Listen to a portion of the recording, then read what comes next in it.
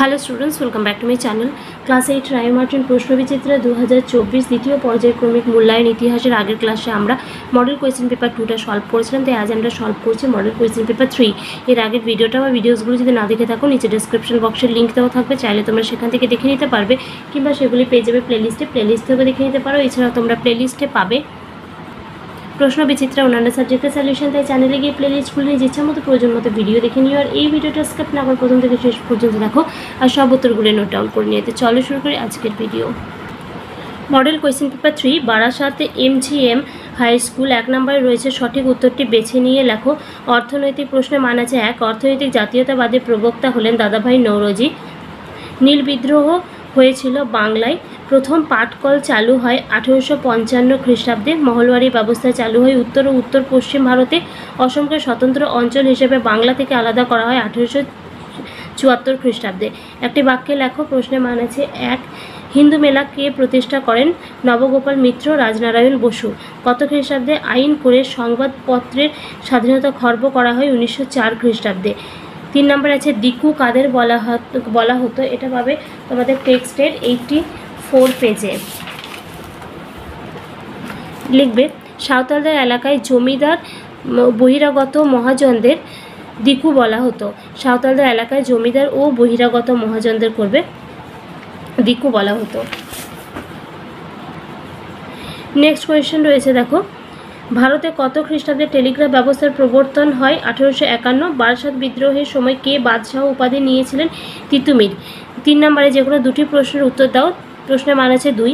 3-এর 1-এ ডিরোজিও সদস্যদের নববঙ্গ বলা হয় কেন? আছে এটা 80 পেজে। হেনরি লুই ভিভিয়ান ডিরোজিও ছিলেন কলকাতার হিন্দু কলেজের শিক্ষক। তিনি তার ছাত্রদের মধ্যে স্বাধীন চিন্তাভাবনা বিকাশ ঘটাতে সাহায্য করেছিলেন, তাই তার ছাত্রদের নববঙ্গ বা ইয়ং বেঙ্গল গোষ্ঠী বলা হতো। এর পরের প্রশ্নটা রয়েছে, শিকাগো ধর্ম সম্মেলনে স্বামীজি কী প্রমাণ করতে চেয়েছিলেন? এটা আছে 82 পেজে। পূর্ণ বাক্যে অবশ্যই লিখবে, আমি শুধু উত্তরটুকু বলে দিচ্ছি। সহজভাবে ও ভাষায় ভারতীয় দর্শনে হিন্দু ধর্মের শ্রেষ্ঠত্ব প্রমাণের চেষ্টা করেন। 3 নম্বর, ভারতীয় জাতীয় কংগ্রেসের প্রথম অধিবেশন কবে কোথায় অনুষ্ঠিত হয়েছিল? 1885 খ্রিস্টাব্দে বোম্বাইতে। 4-এর দাগে রয়েছে যে কোনো দুটি প্রশ্নের উত্তর দাও। প্রশ্নের মান আছে 3। নারী শিক্ষা প্রসারে ঈশ্বরচন্দ্র বিদ্যাসাগরের অবদান উল্লেখ করো। এটা আছে রায় মার্টিনের 162 নাম্বার পেজে।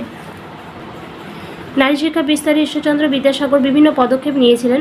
নারী শিক্ষা পয়েন্ট করবে। মেয়েরা যাতে শিক্ষার আলোয় আসতে পারে তার জন্য বেথুন সাহেবের সাথে যৌথ উদ্যোগে কলকাতায় মেয়েদের জন্য বেথুন স্কুল তৈরি করেন। তিনি বাংলার বিভিন্ন জায়গায় বেশ কিছু মেয়েদের স্কুল তৈরি করেছিলেন এবং যার মধ্যে অনেকগুলি খরচাই তিনি নিজে বহন করতেন। এই সমস্ত স্কুলগুলিতে অনেক ছাত্রী পড়াশোনা করত। এভাবে বিদ্যাসাগর নারী শিক্ষা বিস্তারে উদ্যোগী হন। আচ্ছা, এই প্রশ্নটা অথবা হতে পারে, দেখো নারী শিক্ষা বিস্তারে বিদ্যাসাগর কী পদক্ষেপ নিয়েছিলেন, অথবা হতে পারে যে বিদ্যাসাগর নারী শিক্ষার জন্য কীভাবে চেষ্টা করেছিলেন। ভারতের রেলপথ নির্মাণের উদ্দেশ্য কী ছিল? এটা আছে রায় মার্টিনের 112 নাম্বার পেজে। দেখো ভারতের রেলপথ বিস্তারের যে উদ্দেশ্যগুলি আছে, যে উদ্দেশ্যগুলোকে অনেক বড় করে দেওয়া আছে, তাই এই প্রশ্নটার জন্য এতটা লেখা দরকার হবে না। কীভাবে লিখবে আমি বলে দিচ্ছি, দেখো লিখবে রেলপথ বানানোর উদ্দেশ্য। ভারতের রেলপথ বানানোর পিছনে ব্রিটিশদের অনেক উদ্দেশ্য ছিল। এবার উদ্দেশ্যগুলোকে পয়েন্ট করবে। প্রথমে লিখবে ডালহৌসির উদ্দেশ্য। ডালহৌসির উদ্দেশ্যে বেশি পয়েন্ট দেওয়া দরকার নেই, দুটো আমি সহজ ছোটো পয়েন্ট আমি তোমাদের ঠিক করে দিচ্ছি, সেগুলো দিতে পারো, কিংবা অনেক 4টে পয়েন্ট রয়েছে, দেখো সেখানের মধ্যে যে কোনো দুটো দিয়ে দিতে পারো। 1 নম্বরে লিখবে ভারতে বিভিন্ন জায়গায় প্রয়োজনে দ্রুত সেনাবাহিনী পাঠানো। 3 নম্বর, ভারতে বাণিজ্যিক সুযোগ সুবিধা বাড়ানো। এরপর লিখবে অর্থনৈতিক উদ্দেশ্য। অর্থনৈতিক উদ্দেশ্য 1 নম্বরে দেবে শিল্প বিপ্লবের ফলে ইংল্যান্ডের তৈরি জিনিসপত্র দ্রুত ভারতের বাজারে পৌঁছে দেওয়া। আর 2 নম্বর, ভারতে উৎপন্ন কাঁচামাল সহজে বন্দরে নিয়ে এসে ইংল্যান্ডে নিয়ে যাওয়া। রাজনৈতিক উদ্দেশ্য পয়েন্ট করবে। রাজনৈতিক উদ্দেশ্য পয়েন্ট করে পরে লিখবে 1 নাম্বার, বৃহৎ ভারত সাম্রাজ্যের সর্বত্র নিয়ন্ত্রণ বজায় রাখা। 2 নাম্বার, বিভিন্ন প্রশাসনিক কাজের দ্রুত তদারকি করা। সামরিক উদ্দেশ্যে পয়েন্ট করবে 1 নাম্বার, সেনাবাহিনীর জন্য দ্রুত খাদ্য ও অস্ত্রশস্ত্র পাঠানো। আর তার সঙ্গে 2 নাম্বার পয়েন্টটা করবে যে বিভিন্ন সেনা ছাউনিকে রেলপথের মাধ্যমে যুক্ত করা, না সেটুকু লিখলে হবে। এরপরে যেটা রয়েছে দাক্ষিণাত্য হাঙ্গামা কেন হয়েছিল, এটা আছে 123 নম্বর পেজে রায় মার্টিনের। 1875 খ্রিস্টাব্দের মে থেকে সেপ্টেম্বর মাস পর্যন্ত দাক্ষিণাত্যে মহারাষ্ট্রের পুনা ও আহমদনগর জেলায় যে কৃষক বিদ্রোহ হয়েছিল তাকে সরকারি পরিভাষায় দাক্ষিণাত্য হাঙ্গামা বলা হয়। দাক্ষিণাত্য হাঙ্গামার কারণগুলি হলো 1 নাম্বার অত্যধিক ভূমি রাজস্ব, 7 পয়েন্ট করবে। দাক্ষিণাত্য হাঙ্গামার অন্যতম প্রধান কারণ ছিল রায়তোয়ারি ব্যবস্থায় কৃষকদের উপর অত্যাধিক করের বোঝা, তুলোর মূল্য হ্রাস। ঐতিহাসিক এল নটরাজন বলেছেন যে দাক্ষিণাত্যে কৃষক বিদ্রোহের অন্যতম প্রধান কারণ ছিল তুলোর মূল্য হ্রাস। 3 নাম্বার মহাজনদের শোষণ, দক্ষিণ ভারতের শাহুকার মহাজনরা দরিদ্র চাষিদের বিভিন্নভাবে শোষণ করত। 5 নম্বর আছে যে কোনো একটি প্রশ্নের উত্তর দাও। প্রশ্নের মান আছে 5। বিপ্লববাদী কার্যকলাপের পটভূমি কীভাবে তৈরি হয়েছিল, তার সঙ্গে আছে কেন বিপ্লববাদীদের অনেক উদ্যোগী ব্যর্থ হয়েছিল। এটা আছে রায় মার্টিনের 200 নম্বর পৃষ্ঠাতে। বিপ্লবী সন্ত্রাসবাদী কার্যকলাপের পটভূমি পয়েন্ট করে 7 পয়েন্ট হবে। স্বদেশী আন্দোলনের ব্যর্থতা, কংগ্রেসের নরমপন্থী ও চরমপন্থী নেতাদের কার্যাবলী জনমানসে বিশেষ প্রভাব বিস্তার করতে পারেনি। চরমপন্থীরা তাদের বয়কটে স্বদেশী আন্দোলনে সর্বস্তরের জনগণ সামিল করতে ব্যর্থ হয়। সরকারের কঠোরতা বয়কট ও স্বদেশী আন্দোলনের ব্যর্থতা যে হতাশার সৃষ্টি করেছিল তা সন্ত্রাসবাদী কার্যকলাপের পটভূমি রচনা করে। তৎকালীন সংবাদপত্রের প্রচার, সে সময় প্রকাশিত বন্দে মাতরম, যুগান্তর প্রভৃতি সংবাদপত্রগুলি কংগ্রেসের নিষ্ক্রিয় প্রতিরোধের তীব্র সমালোচনা করে। 1907 খ্রিস্টাব্দের 3 মার্চ যুগান্তর পত্রিকায় লেখা হয় রক্তপাত ছাড়া দেবীর আরাধনা সম্পূর্ণ হবে না। অর্থাৎ এইসব পত্রপত্রিকাগুলি ব্যক্তিগত সন্ত্রাসবাদের কথা প্রচার করে। আন্তর্জাতিক ঘটনাবলীর প্রভাব, ইটালির কার্বোনারি দল ম্যাচিনি এবং রাশিয়ার নিহিলিস্টদের কার্যকলাপ বাঙালি বিপ্লবীদের প্রভাবিত করেছিল। বৈপ্লবিক সন্ত্রাসবাদী উদ্যোগের ব্যর্থতা পয়েন্ট করে ভারতের বৈপ্লবিক সন্ত্রাসবাদীদের অনেক উদ্যোগে ব্যর্থ হয়েছিল। তাদের ব্যর্থতার কারণগুলি হলো 1 নাম্বার সাংগঠনিক দুর্বলতা, ভারতের বিভিন্ন অঞ্চলে যেসব বিপ্লবী সমিতিগুলি গড়ে উঠেছিল সেই সমিতিগুলির মাধ্যমে বিপ্লবীদের কার্যকলাপ পরিচালিত হতো, তবে সাংগঠনিক দিক থেকে তারা ছিল অত্যন্ত দুর্বল। অর্থাভাবের ফলে তাদের পক্ষে শক্তিশালী ব্রিটিশ সরকারের মোকাবিলা করা সম্ভব ছিল না। কর্মসূচির বিভিন্নতা ও সমন্বয়ের অভাব, ভারতের বিভিন্ন অঞ্চলের বৈপ্লবিক সন্ত্রাসবাদীদের প্রধান উদ্দেশ্য এক হলেও তাদের কর্মসূচি ও কার্যপদ্ধতি এক ছিল না। তাছাড়া তাদের মধ্যে সংগতি ও সমন্বয়ের অভাব ছিল। 3 নাম্বার সরকারের দমননীতি, ব্রিটিশ সরকার কঠোর দমননীতি প্রয়োগ করে ও আইন জারি করে বৈপ্লবিক সন্ত্রাসবাদী কার্যকলাপ বন্ধ করতে চেয়েছিল। সরকারের কঠোর দমননীতির ফলে বৈপ্লবিক সন্ত্রাসবাদী কার্যকলাপ স্তীমিত হয়ে পড়েছিল। সীমিত সংখ্যক বিপ্লবীর গুলি বারুদের আস্ফালন সাধারণ শান্তিপ্রিয় দেশবাসীর সমর্থন করেনি। ফলে জনসাধারণের অভাব, অর্থাভাব এবং সরকারি দমননীতির কারণে বিপ্লবীদের অধিকাংশ কার্যকলাপে ব্যর্থ হয়েছিল।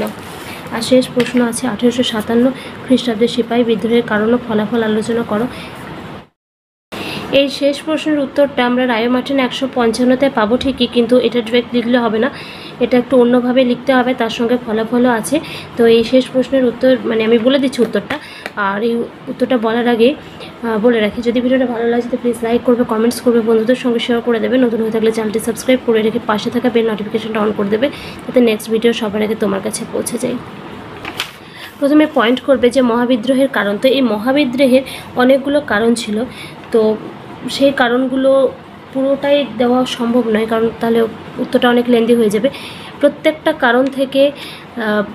প্রকার কারণ থেকে আমরা 2টো করে পয়েন্ট বলবো। যেমন মহাবিদ্রোহের রাজনৈতিক কারণ প্রথমে বলছি, যে মহাবিদ্রোহের রাজনৈতিক কারণ এটা লিখে তোমরা সাব পয়েন্ট করে নেবে। তার মধ্যে কোম্পানির সাম্রাজ্যবাদী নীতি, ওয়েলসলি অধীনতামূলক মিত্রতা নীতি প্রয়োগ করে হায়দ্রাবাদ, অযোধ্যা, মারাঠা প্রভৃতি রাজ্য ব্রিটিশ সাম্রাজ্যভুক্ত করেন। ঘোর সাম্রাজ্যবাদী শাসক লর্ড ডালহৌসির সত্ত্ববিলোপ নীতির সাহায্যে ঝাঁসি, সাতারা, নাগপুর ও সম্বলপুর দখল করেছিলেন তিনি। পেশোয়া দ্বিতীয় বাজিরাওয়ের দত্তক পুত্র নানা সাহেবের ভাতা বন্ধ করেন এবং পেশোয়া পদবি বিলুপ্ত করেন। এতে ক্ষুব্ধ হয়ে ঝাঁসির রানী লক্ষ্মীবাঈ, নানা সাহেব প্রমুখ বিদ্রোহে যোগ দিয়েছিলেন। 2 নম্বর আছে নাগপুর লুণ্ঠন ও অযোধ্যা গ্রাসে অসন্তোষ। কোম্পানি কর্তৃক নাগপুর প্রাসাদ লুণ্ঠন ঘটনা এবং মিত্র রাজ্য অযোধ্যাকে কুশাসনের অজুহাতে গ্রাস করার ফলে ভারতীয় রাজাদের মধ্যে অসন্তোষের সৃষ্টি হয়, কারণ অযোধ্যা ছিল কোম্পানির মিত্র রাজ্য। তো এখানে যে এতটা লিখো, পুরোটা লেখা দরকার নেই যে ডক্টর রমেশচন্দ্র মজুমদার কী বলেছেন সেটা লেখা দরকার নেই, তাহলে উত্তরটা অনেক বড় হয়ে যাবে। এরপর আছে মহাবিদ্রোহের সামাজিক কারণ লিখবে। সামাজিক বৈষম্য। ইংরেজরা ভারতবর্ষে এসেছিল অর্থ উপার্জনের উদ্দেশ্যে। ভারতবাসীর প্রতি তাদের বিন্দুমাত্র সহানুভূতি ছিল না। তারা ভারতীয়দের বর্বর ও অসভ্য বলে মনে করত। এবার মানে যতটা সম্ভব এই পয়েন্টগুলো একটু ছোট করবে। বিভিন্ন জায়গায় এতটা লিখে তারপর লিখবে যে বিভিন্ন জায়গায় বোর্ডে লেখা রাখতো যে সেখানে কুকুর ও ভারতীয়দের প্রবেশ নিষেধ। ইংরেজ রাজকর্মচারীদের মনোভাব। ইংরেজরা নিজেদের শ্রেষ্ঠ জাতি এবং ভারতবাসীদের বর্বর বলে মনে করত। গভর্নর জেনারেল লর্ড কর্নওয়ালিসের ধারণা ছিল সকল ভারতীয় দুর্নীতিগ্রস্ত, এই জন্য তিনি সরকারি উচ্চ পদে ভারতীয়দের নিয়োগ নিষিদ্ধ করেছিলেন। শেখ সৈয়দ আহমদ বলেছিলেন সম্ভ্রান্ত ভারতীয়রাও ইংরেজ কর্মচারীদের সঙ্গে দেখা করতে গেলে ভীত হয়ে উঠত। এরপরে এখানে সৈয়দ আহমেদের যে উক্তিটা রয়েছে সেটাও তোমরা বাদ দিয়ে দিতে পারো, এরকমভাবে একটু বাদ দিয়ে লিখবে। নেক্সট তোমরা পয়েন্ট করবে এখানে মহাবিদ্রোহের অর্থনৈতিক কারণ, এটা লিখে চলে যাবে তোমরা সাব পয়েন্ট করতে। কোম্পানির ভূমি রাজস্ব নীতি। ইংরেজ ইস্ট ইন্ডিয়া কোম্পানি ভারতের বিভিন্ন অঞ্চলে অধিক রাজস্ব আদায়ের জন্য বিভিন্ন প্রকারের ভূমি রাজস্ব চালু করেছিল। এর ফলে ভারতীয় প্রাচীন জমিদার ও সাধারণ কৃষক শ্রেণীর সর্বনাশ হয়েছিল। অতিরিক্ত কর আরোপ। ইংরেজ ইস্ট ইন্ডিয়া কোম্পানির বিভিন্ন খাদ্যদ্রব্য, গোচারণ ভূমি, বনাঞ্চল, পথঘাট প্রভৃতি বিভিন্ন বিষয়ের উপর কর আরোপ করে জনজীবনকে দুর্বিষহ করে তুলেছিল। এরপর আছে মহাবিদ্রোহের সামরিক কারণ। মহাবিদ্রোহের সামরিক কারণ পয়েন্ট করে সাব পয়েন্ট করবে ইংরেজদের অসভ্য আচরণ। ইংরেজ কর্মচারীরা ভারতীয় সিপাহীদের ঘৃণা করত। তারা ভারতীয় সিপাহীদের নেটিভ, নিগার, শুয়োর প্রভৃতি বলে গালাগালি করত। ভারতীয় সৈন্যদের অবহেলা। ভারতীয় সিপাহীদের বেতন, পদমর্যাদা ও অন্যান্য সুযোগ সুবিধা ব্রিটিশ সৈন্যদের তুলনায় কম ছিল। ভারতীয়দের পদোন্নতির সুযোগ ছিল না ও বাসস্থান ছিল নিম্নমানের। বাস এটুকুই লিখবে। এরপর চলে যাবে তোমরা লিখবে মহাবিদ্রোহের প্রত্যক্ষ কারণ। মহাবিদ্রোহের প্রত্যক্ষ কারণ এটা পয়েন্ট করে সাব পয়েন্ট করবে এনফিল্ড রাইফেলের কার্তুজ ব্যবহার। ভারতবাসী যখন ইংরেজ সরকারের বিরুদ্ধে প্রচণ্ড ক্ষুব্ধ, সেই সময় এনফিল্ড রাইফেল নামে একটি নতুন ধরনের বন্দুকের কার্তুজের ব্যবহারকে কেন্দ্র করে বিদ্রোহের সূচনা হয়। ঘটনা হলো ওই বন্দুকের কার্তুজ একটি মোড়কের মধ্যে থাকতো। মোড়কটি দাঁত দিয়ে কেটে বন্দুকের মধ্যে ভর্তি হতো। মোড়কটিকে নরম রাখার জন্য চর্বি লাগানো থাকতো। গুজব রটেছিল যে ওই মোড়কটিতে গরু ও শুয়োরের চর্বি মাখানো থাকে, ফলে ধর্মচ্যুত হওয়ার ভয়ে হিন্দু ও মুসলমান সিপাহীরা এই কার্তুজ ব্যবহার করতে অসম্মত হয়। আর এরপর লিখবে মঙ্গল পাণ্ডের বিদ্রোহ। বাংলার ব্যারাকপুর সেনা ছাউনিতে এনফিল্ড রাইফেলের কার্তুজ সংক্রান্ত ঘটনায় 34 নম্বর নেটিভ ইনফ্যান্ট্রি সৈনিক মঙ্গল পাণ্ডে বিদ্রোহ ঘোষণা করে। এত লেখা দরকার নেই, লিখবে বাংলার ব্যারাকপুর সেনা ছাউনিতে এনফিল্ড রাইফেলের কার্তুজ সংক্রান্ত ঘটনায় সৈনিক মঙ্গল পাণ্ডে বিদ্রোহ ঘোষণা করেন। বিচারে মঙ্গল পাণ্ডের ফাঁসি হয়। 1857 খ্রিস্টাব্দের বিদ্রোহে প্রথম শহীদ হলেন মঙ্গল পাণ্ডে। তো এটা গেল কারণ। এবার ফলাফলের জন্য তোমরা তোমাদের টেক্সট বুক খুলবে। টেক্সট বুকের পেজ নাম্বার 94।